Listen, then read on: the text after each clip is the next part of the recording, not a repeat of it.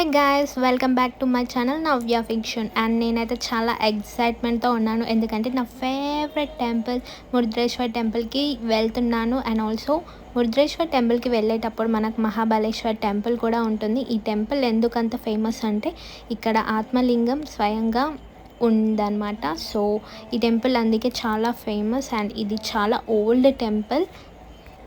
ఈ టెంపుల్కి వెళ్ళడానికి సాంప్రదాయంగా వెళ్ళాలి.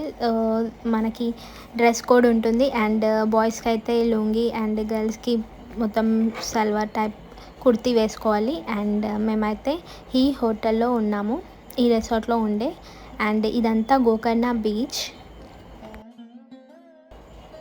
మేమున్న రిసార్ట్ నుంచి మురుద్రేశ్వర్ టెంపుల్ గోపురం మాత్రం ఫుల్గా కనిపిస్తుంది. అండ్ నాకైతే ఎప్పుడెప్పుడు వెళ్ళాలా అనిపిస్తుంది. అండ్ ఫైనల్లీ మేము టెంపుల్కి అయితే రీచ్ అయ్యాం. బయట మీకు కొబ్బరికాయ ఇవన్నీ ఇస్తారు. సో వెళ్ళేటప్పుడు లోపలికి అవి తీసుకొని వెళ్ళండి. అండ్ మీరు చూస్తున్నారు కదా, ఈ గోపురం అరౌండ్ ఒక 14-18 ఫ్లోర్స్ ఉంటాయి.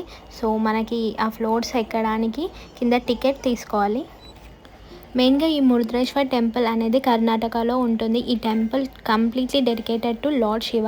ఈ టెంపుల్ వరల్డ్లోనే సెకండ్ హైయెస్ట్ శివ స్టాచ్యూ ఉంటుంది. ఈ స్టాచ్యూ అనేది చాలా పవర్ఫుల్ స్టాచ్యూ. ఈ టెంపుల్ కందుక హిల్ మీద కట్టారు. ఈ టెంపుల్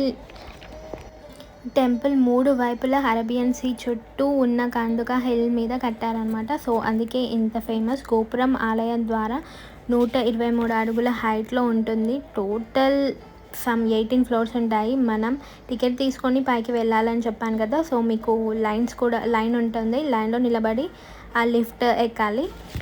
పైకి 14th ఫ్లోర్ అరౌండ్ అలా వెళ్ళాక మీకు విండోస్ ఉంటాయి. ఆ విండోస్ నుంచి మీకు క్లియర్ శివ స్టాచ్యూ కనిపిస్తుంది. అండ్ మీరు అక్కడ నుంచి ఫొటోస్ ఆర్ వీడియో క్యాప్చర్ చేసుకోవచ్చు. అండ్ ఈ టెంపుల్లో ప్రధాన దైవం శ్రీ మృదేశ లింగం. ఇది అసలు ఆత్మలింగంలో భాగమని నమ్ముతారు. సో అందుకే ఇంత ఫేమస్. ఇక్కడ లింగం అనేది చాలా పవర్ఫుల్ అండ్ మీకు ప్రశాంతతను కూడా కలిగిస్తుంది. అలా లింగాన్ని చూస్తూ ఉండొచ్చు. అండ్ మురుద్రేశ్వర్ టెంపుల్ పక్కకే బీచ్ కూడా ఉంటుంది. ఈ బీచ్ అనేది చాలా బాగుంటుంది. అండ్ మీరు అక్కడ నుంచి కింద స్టెప్స్ ఉంటాయి. కొంచెం దూరం వెళ్ళాక మీకు ఇప్పుడు నేను చూపిస్తున్నాను కదా, ఆ స్టెప్స్ వెళ్ళాక ఇక్కడ భూ కైలాస్ అనేది ఒకటి ఉంటుంది. ఇక్కడ మీకు ఎంట్రన్స్ టికెట్ తీసుకొని లోపల వెళ్ళొచ్చు. అండ్ మన హిస్టరీలో ఈ టెంపుల్ యొక్క మొత్తం ఇక్కడ స్టోరీ ఉంటుంది. అండ్ బ్యూటిఫుల్గా వాళ్ళు ఆర్కిటెక్చర్ అండ్ ఆర్ట్ చాలా బాగుంటుంది. అండ్ విగ్రహాలు ఇవన్నీ చాలా నీట్గా, ఎంత ఫినిషింగ్ చాలా బాగుంటుంది. అండ్ ఒక్కసారి మీరు ఈ స్టోరీ అంతా తెలిసిపోతుంది ఇవన్నీ పిక్చర్స్ చూస్తుంటే మీకు. అండ్ మీరు కనుక ఇక్కడికి వచ్చినప్పుడు ఈ భూ కైలాస్కి కూడా చూడండి. చాలా పబ్లిక్కి తెలీదు ఇది పైన ఉంటుందని. సో మీరు పైకి స్టెప్స్ ఎక్కిన తర్వాత ఇక్కడ మీకు భూ కైలాస్ అనేది ఒకటి ఉంటుంది, అది చూడండి.